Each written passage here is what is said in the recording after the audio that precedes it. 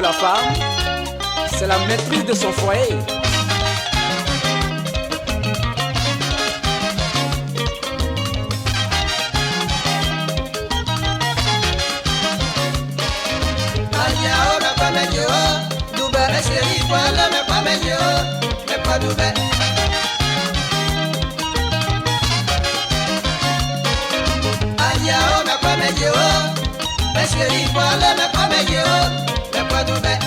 Me kwa me ye o ya busy ma boy kwa le me kwa me ye ta oh me kwa du ba ye ya o me kwa me ye o me sheri kwa le me kwa me ye o me kwa du adu de ni me kwa me ye o wa ba bi so kwa le me kwa me ye ta oh me kwa du ba ye ya o me kwa me ye o me sheri kwa le me kwa me ye o me kwa du ya bo ba na me kwa me ye o ya bi ma ture kwa le me kwa me ye ke me kwa du ba ye ya o me kwa me ye o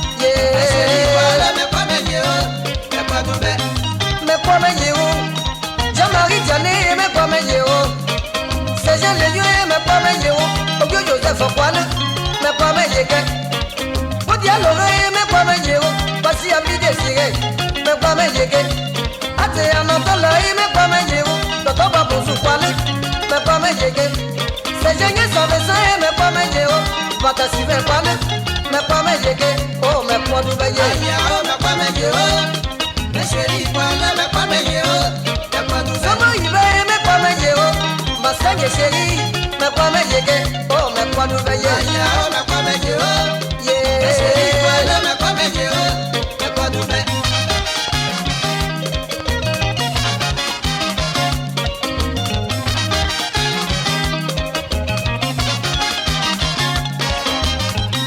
me kwa me ye o me dale yo me kwa me ye o bano le bazeya kabe me bazeko itamo ti la boite choka kante agolia sidonie boite choka kante ate du coup me kwa me ye o baseko fashi bafo aye o choche bako ate du coup me kwa me ye o ani se basie me tu me ye to ayo kanga se oshi ke pa ke ye ke vivi la vie me tu me ye to me ki we no me ono shi fa me ki ye me ko e ya o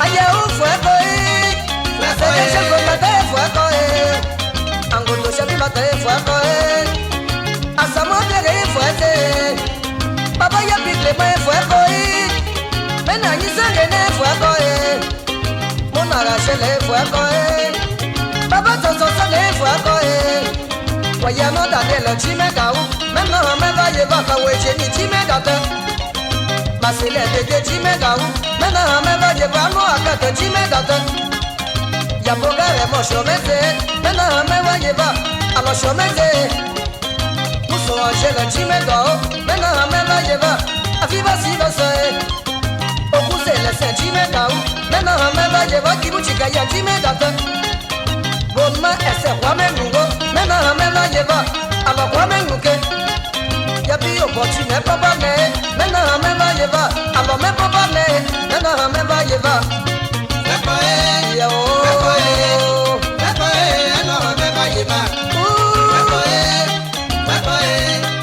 pa no me va llevar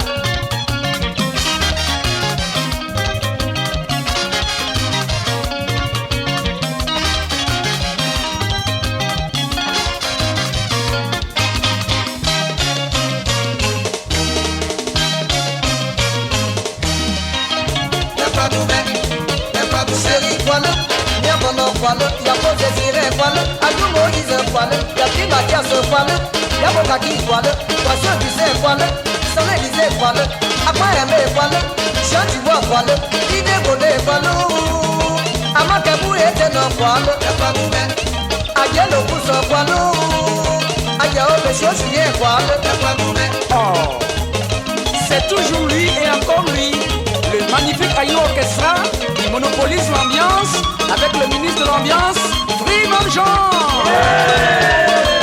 Arnaud Joseph le maestro. Sona Vincent, animé. Oh yeah, que c'est animé. Oh c'est Cuba, animé. Oh yeah, que c'est.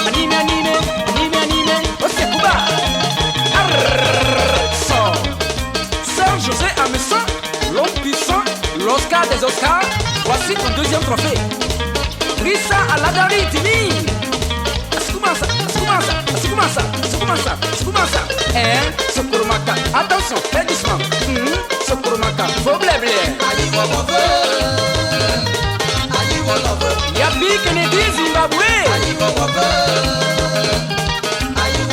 Aïe orchestra, ça manque pas, hein.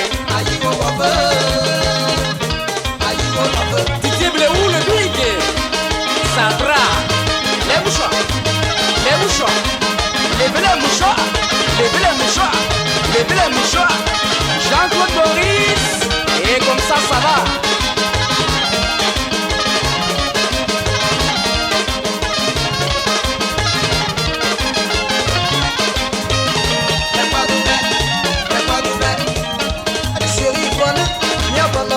Seulement des boules en poil, nous irons mon poil, à nous voir et au poil, et d'agir le poil, à Siggy en poil, y'a du Stéphane en poil, y'a pas de bien poil.